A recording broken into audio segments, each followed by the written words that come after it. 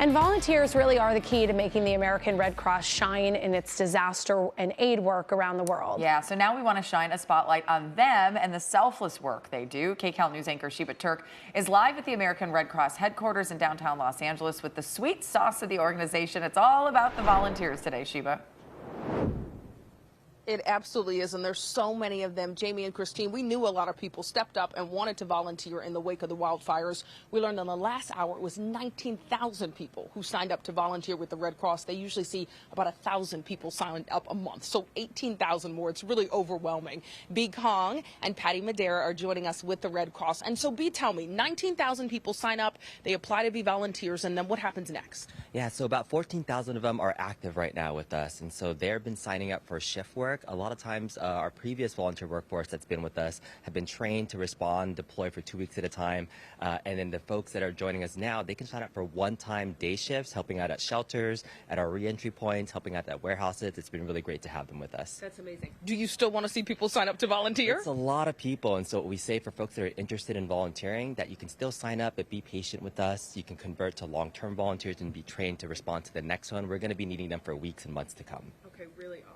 And Patty, you guys do this work, of course, with the help of volunteers, but also with other community organizations. Tell us how those help you during times like this. Oh, definitely. So I'm currently working with community partners in order to reach as many impacted by the fire. And so working together is the only way. Not one organization can do the work. So the local community partners are extremely important. Yeah, tell us about some of those partners who have been very helpful in this response. Yeah, of course. So we've also been working with the Pasadena Job Center. They've been doing a lot of great work, but they've also supported us in being able to work with some of the clients that they are also working with. So it's just been a great collaboration all across. Amazing. Everybody coming together to make this happen. Thank you all so much for the work you're doing. We've been talking about volunteers, so we want to speak with one who's been involved with the Red Cross since the 90s. He's been volunteering since the Northridge earthquake and is still volunteering now. Alonzo Cephas is joining us now. You got involved with this back in the 90s, but you told me this kind of runs in your family. Your grandmother was a volunteer with the Red Cross. What made you want to get involved? Well, I think it's kind of in my DNA since my grandmother was involved. She was a Red Cross volunteer back in 1994, also 1946.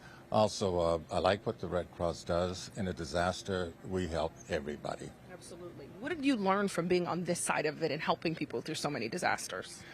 Well, everybody needs help at some time, and I learned that helping people, that's a great deal of gratitude, but you just do everything you can to help your community, give back, and that's what I like to do, is to give back to help the community. And you certainly do that. I know people are very grateful for the work you're doing. You specifically focus on housing now, which of course there's a great need for that during this time.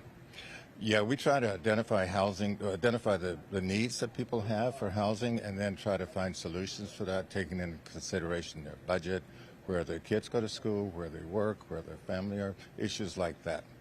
Well, we need more people like you in our community. Alonzo, nice to meet you. Thank you so much for joining us. And guys, I was talking about that financial assistance. You have until February 15th to apply for that. The Red Cross has given out $4 million in just the past 2 weeks in immediate disaster financial assistance to victims. And you can still sign up for that by calling 1-800-RED-CROSS. I'm going to send it back over to you guys. Yeah, and that's such a great help because people need to buy toothbrush and shoes and underwear and things that we usually have. Yeah, that we take for granted. That we take for granted. Thanks so much, Sheba. KCAL has partnered with the Red Cross to assist those in need. If you're able to help, please go to redcross.org/KCAL or scan the QR code on your screen to donate.